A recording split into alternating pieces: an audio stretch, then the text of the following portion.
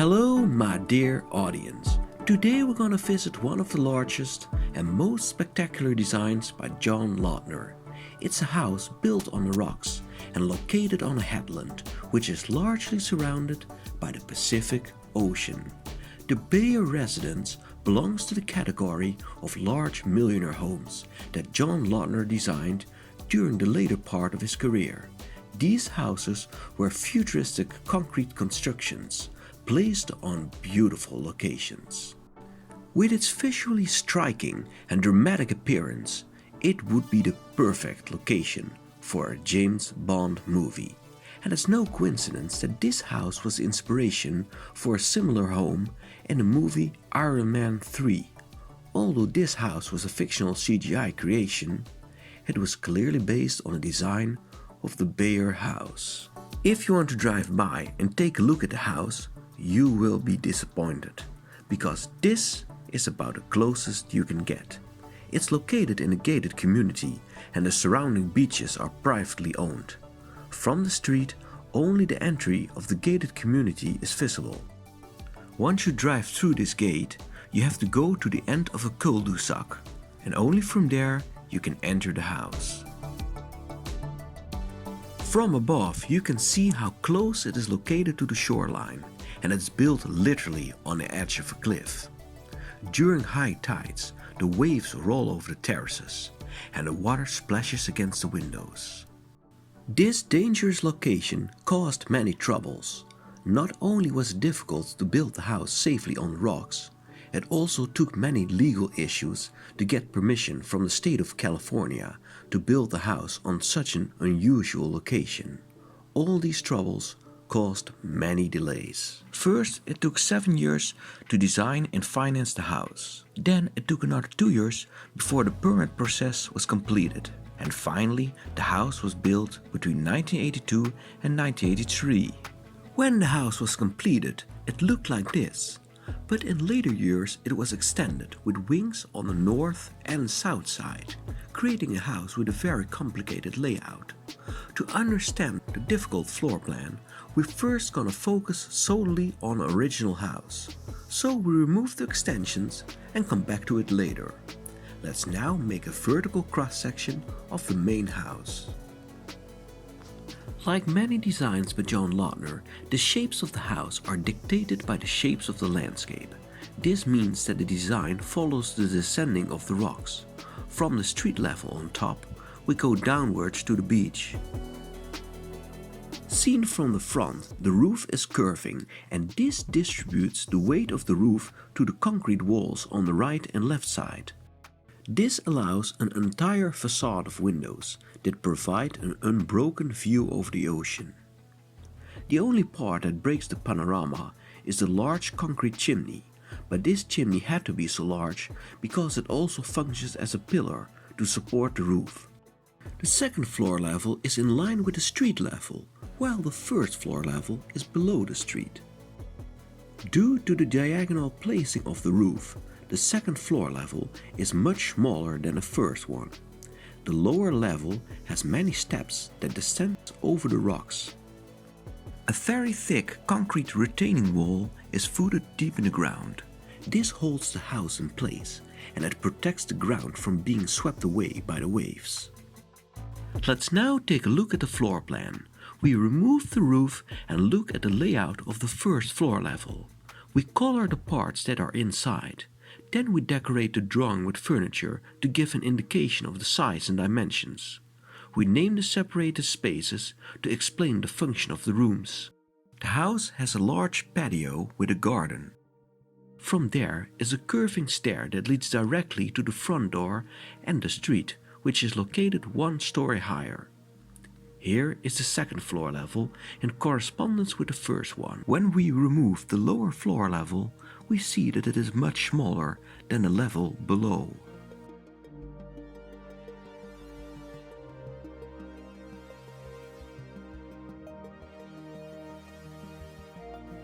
Okay, let's now walk through the house.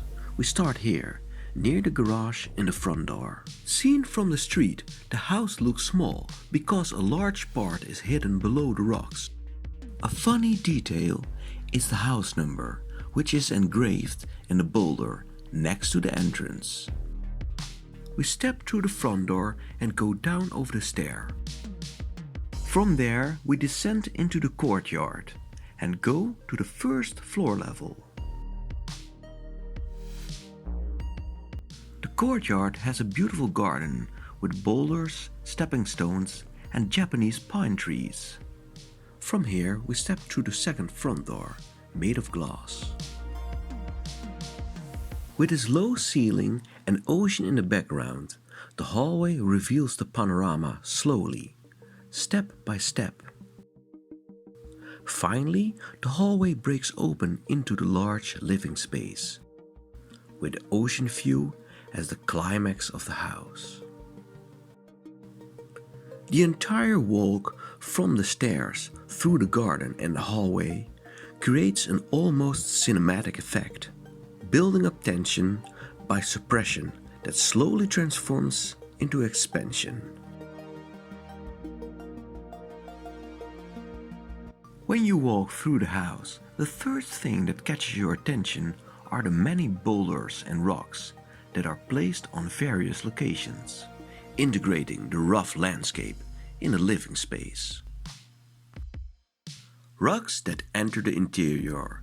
We saw this previously at another design by John Lautner, the Elrod house.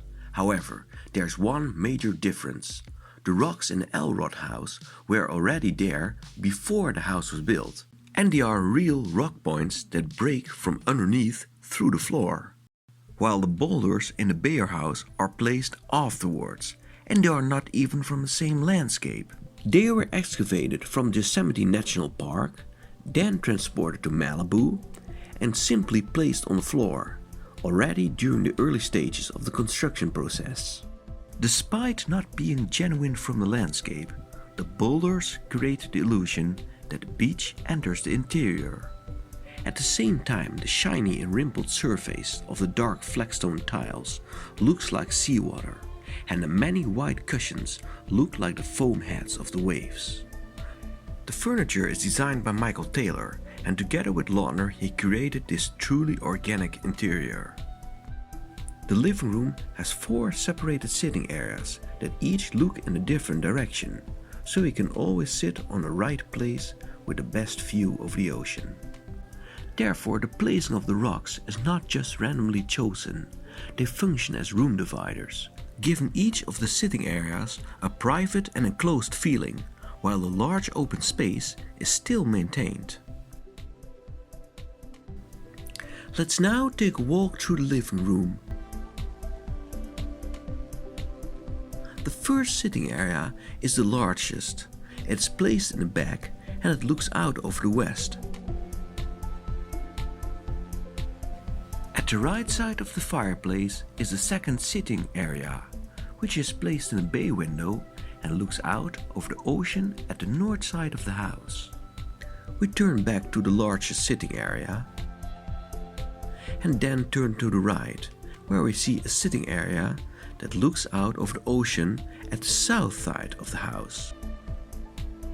From this area you can see how the waves hit the rocks. Then we climb up a few steps and go to the last sitting area. It provides a view over the shoreline southeast of the house. This space has a glass ceiling that expands from underneath the roof like a conservatory. From the last sitting area we go back to the dining table. Because of the elevated floor level, you can overlook the entire living room from here. At sunset, the color of the ocean is reflected in the floor, mixing interior with exterior. A large circular skylight brings extra sunlight inside, and from the dining table you can look straight up to the sky. The kitchen is in the back side of the living room, and with its thick concrete walls, it almost looks like a bunker. These walls had to be so thick because it largely supports the second floor level. Next to the fourth sitting area is the door towards the kitchen.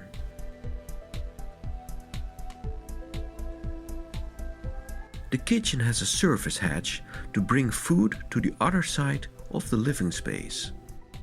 There are 3 glass doors that lead to 3 different terraces, so you can always sit outside in the sun or shadow at any moment of the day. The terrace that looks northwest over the ocean is the largest. Because of the strong winds that blow over the terrace, the table and chairs are made of concrete.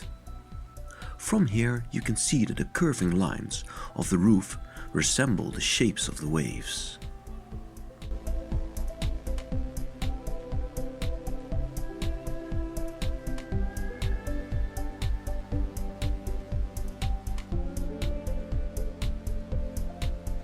The third terrace is placed in a point of the house, and it looks over the west, south and east side of the ocean. This door leads to the primary bedroom. This bedroom is extra sunlit by windows placed between the top of the internal walls and the ceiling. It has windows that look northwest over the ocean. The bedroom has a large mirror in the back that enlarges the feeling of space. The bathroom is directly behind it. In this very large bathroom, the shower and bath are separated by curving marble walls. Let's take a look at the rear of the house that holds the second bedroom and many utility rooms. A funny detail is a small cargo elevator, which is used to bring groceries from the garage to the storage units below.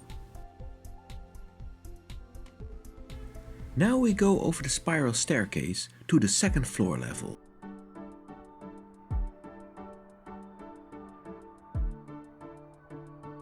The spiral staircase is sunlit by a circular skylight.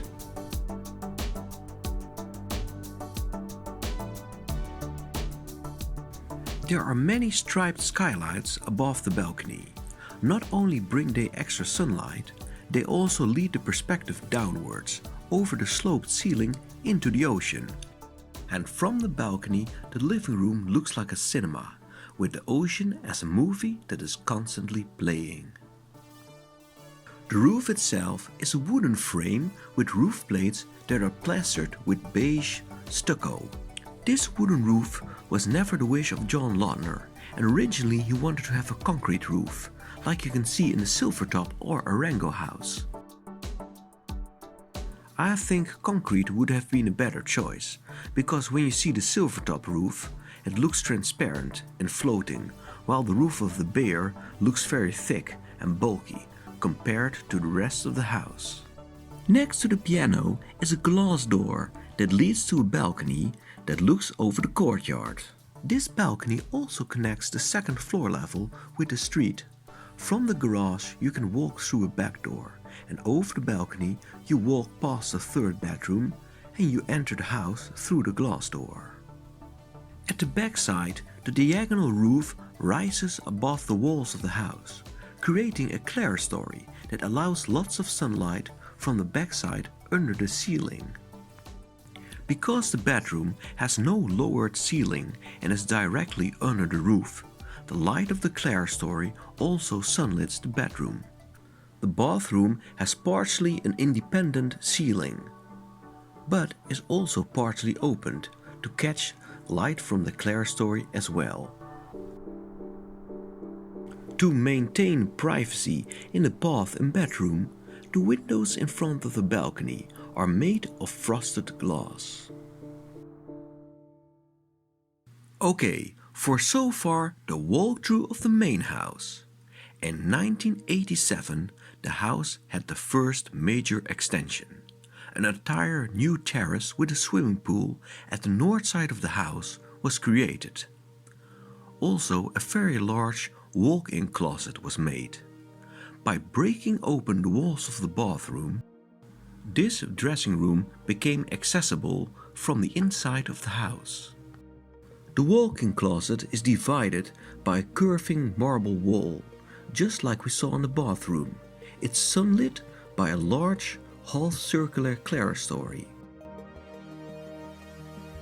which you can see here at the outside.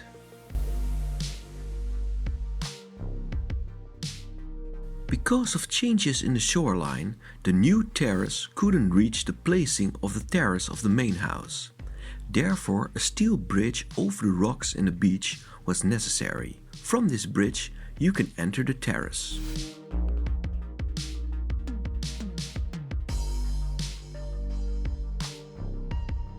When we walk over the terrace, we see an unusual structure cantilevering over the large swimming pool. This is a canopy that prevents people to look into the pool from higher neighboring houses.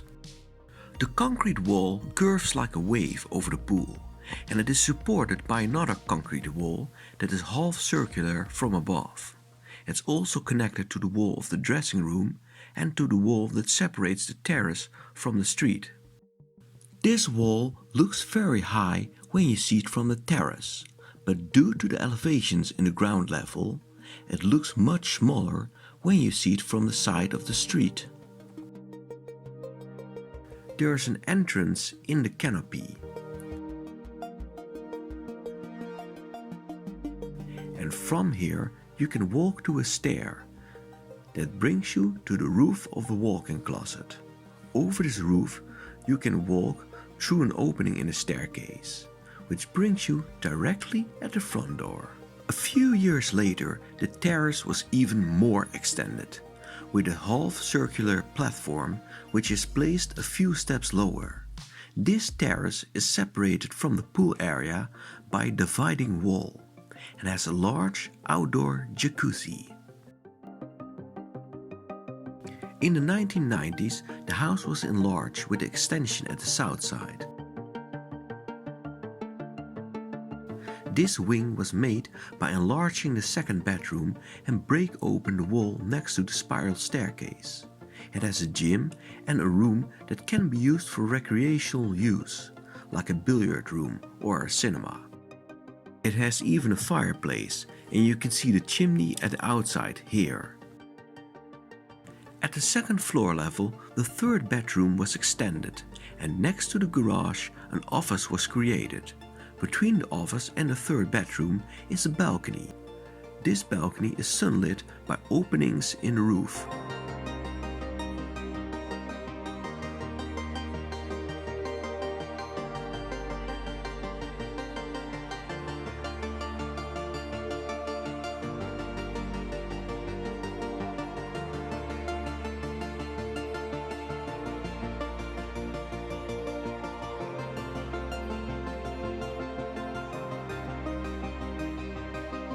The gym is sunlit by rectilinear skylights and is 2 stories high. Through a window in the office, you can look into the gym.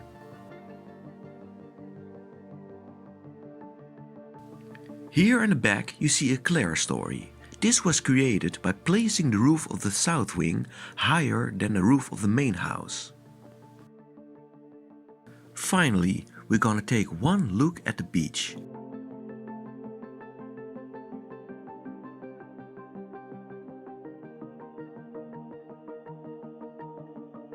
From here, it looks like we have arrived at the end of the world.